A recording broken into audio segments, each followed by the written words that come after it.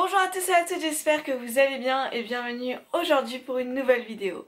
Cette semaine, on se retrouve avec un nouvel update lecture puisque je vais vous présenter les 4 derniers livres que j'ai lus. Sans plus attendre, on commence avec le premier livre que je vais vous présenter puisqu'il s'agit de En attendant Beaujangle d'Olivier Bourdeau. Dans ce roman, on retrouve le portrait d'une famille déjantée et excentrique. Tout commence en fait lorsque Georges et Louise vont se rencontrer lors d'un gala et vont tomber amoureux en s'échangeant des mensonges. Et de cette union va naître un petit garçon qui va vivre dans le monde merveilleux de cette famille, presque irréel, comme si tout ça sortait d'une fiction.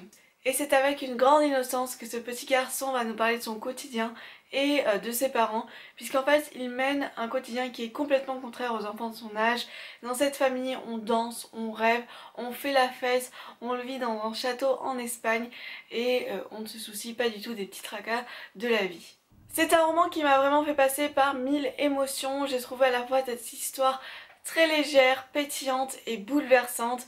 En fait, dans cette atmosphère de fête, on va avoir la folie qui s'en mêle et l'auteur, je trouve que l'auteur aborde d'une manière assez inattendue et surprenante les troubles psychologiques. En tout cas, ce roman En attendant Beaujangle, je ne peux que vous le conseiller parce que à la fois, c'est un roman qui va vous faire sourire mais qui va aussi vous secouer. Le second livre qui cette fois m'a beaucoup moins plu, il s'agit de La balade d'Esterday de Mercedes Elwen.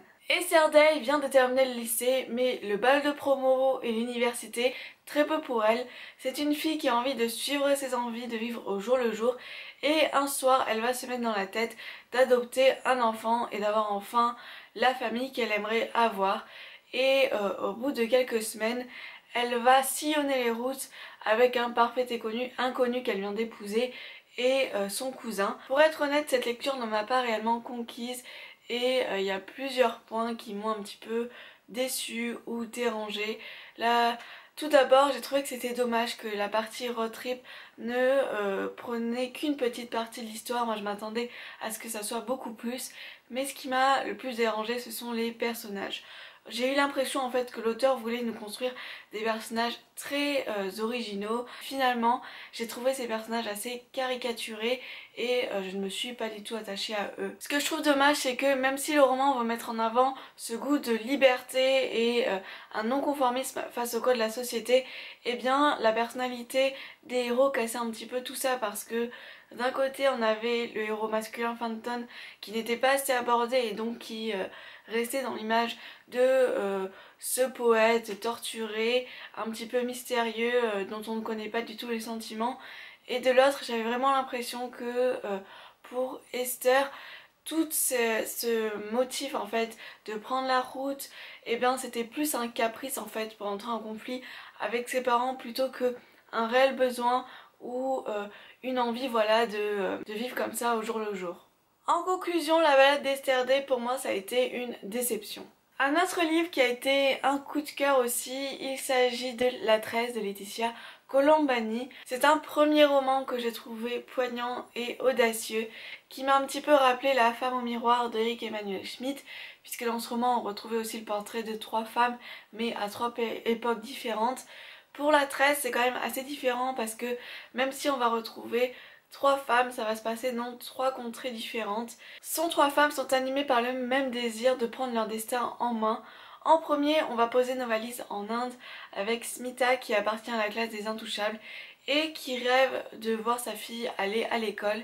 Et donc elle va tout faire en fait pour un petit peu contrecarrer la tradition familiale et faire que sa fille ait une éducation. Ensuite, on va aller en Sicile où Giulia en fait est une jeune italienne qui travaille dans l'entreprise familiale.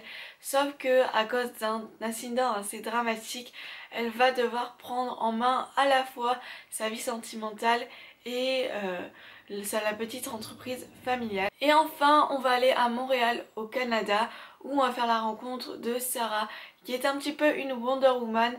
C'est une avocate qui essaye en même temps de gérer son statut de mère et de femme, sauf que son quotidien à 100 à l'heure va être un petit peu, même beaucoup ralenti à cause d'une nouvelle qu'elle va apprendre du jour au lendemain. Je ne sais pas quoi vous dire d'autre si ce n'est que c'est un roman que j'ai vraiment adoré. C'est un magnifique en fait récit sur les femmes, sur leur détermination.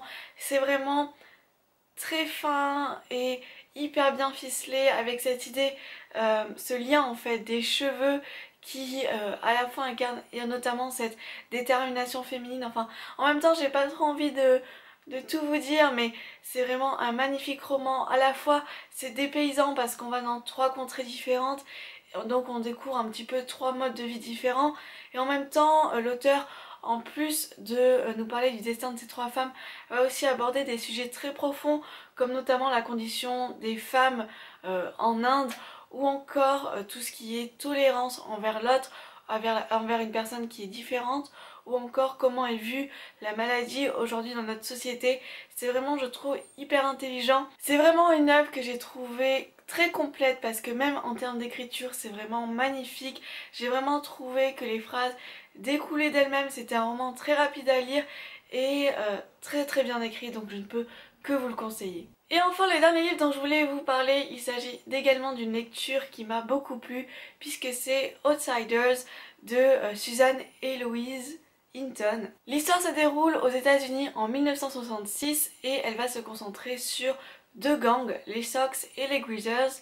D'un côté, on a les Sox qui sont un petit peu la jeunesse dorée de la ville avec leurs belles voitures, leurs chemises bien repassées et leurs cheveux laqués.